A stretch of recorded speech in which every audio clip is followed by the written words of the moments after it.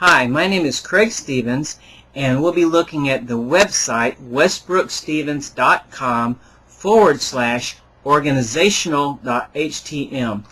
If you scroll down, if you go to that site, and I am looking at it now right below the camera on the computer screen, you'll find a title called Links To.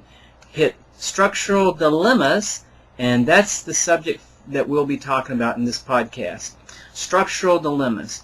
Anytime you design an organizational structure, or you design a reorganization, or you look at the organization ways to improve it, these are some of the dilemmas that you will have to face. Now, the dilemmas are coming from a book that is entitled Reframing Organizations, Artistry, Choice, and Leadership, 3rd edition, Wiley & Sons. And this was written by Lee G. Bowman and Terrence E. Dill. This is a section I found fairly interesting in this book. So as part of this makeup work for 4410 Systems Management class, I think this is something that would be worthwhile going over. So let's have a conversation. It'll be a one-way conversation, but we'll pretend like we're having a conversation. The first slide that you come to will be figure SD1 on the Westbrook Stevens website. And SD1 has the list of those dilemmas that we will be talking about, those structural dilemmas we will be talking about. Now, the first structural dilemma will come a little later, and I'll explain that to you. But let's talk about some general comments. So if you go to figure SD2, let me line it up so I can kind of go along with you. Look at figure SD2, and you'll see there are 4 bullets and a couple of sub-bullets. First thing I want you to know as a general comment, there is no one best solution that fits all organization or any one type of an organization. So there is no one best solution.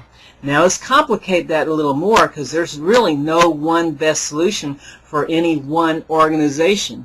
And matter of fact, if you took the organizational chart and you looked at all of those organizational units within that chart, and they're mirror images of each other, then you probably have a problem, because each division is designed to fit into the structure more so than they're designed to get the results you want.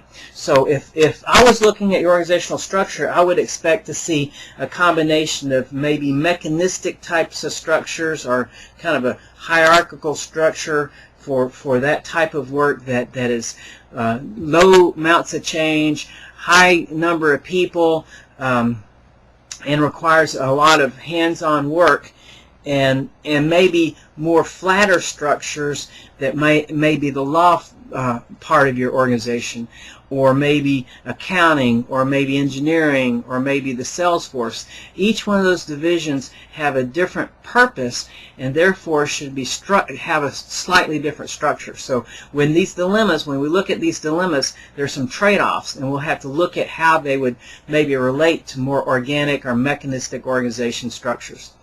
Now, there's no one best solution for any one division. So even within that division, you may have more than one structure that would be appropriate.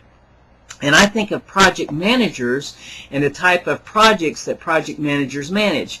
If it's IT related and it's systematic, repeatable process of developing software, well, that's different than if you have to figure out a whole brand new piece of software, and it takes a lot more creativity and thought to come up with these ideas.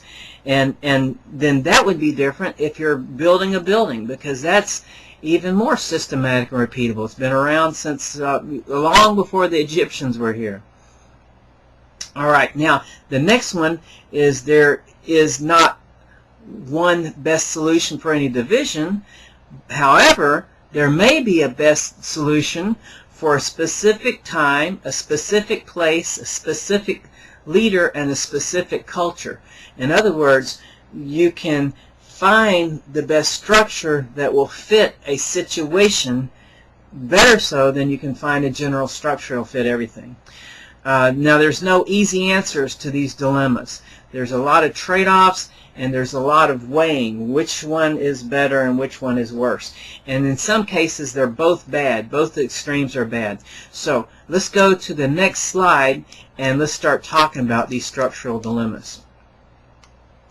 The next slide is located SD3, further down the website page. So this is differentiation versus integration. And if you look at the little picture, you can imagine a bar with two different forces pushing on it. There's the forces of change, and the more change you have, it forces you to differentiate yourself or differentiate within the group. And the more complexity and the more rules and the more regulations forces you to integrate things together, become more systematic and repeatable. What you do depends on the size and complexity of the organization. If there's a whole lot of change and a whole lot of chaos and there's people involved, then you're naturally pushing toward differentiation.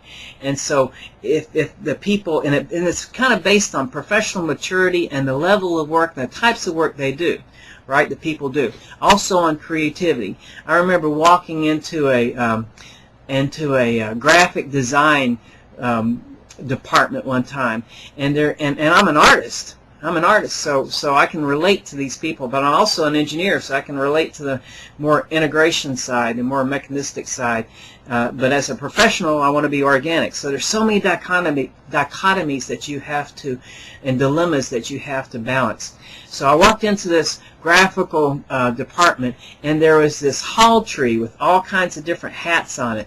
There was a cowboy hat, and a fireman's hat, and a hard hat, and a helmet, and all these different kind of hats, and I knew exactly what they were doing. They were putting on different hats during the day to kind of work with their creative side, to get in the mood to think about things in different ways.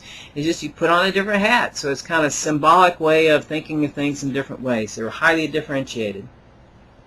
Now, another thing that might make you highly differentiated is just the speed of change. Lots of change, lots of chaos, and lots of speed. So chaos and speed.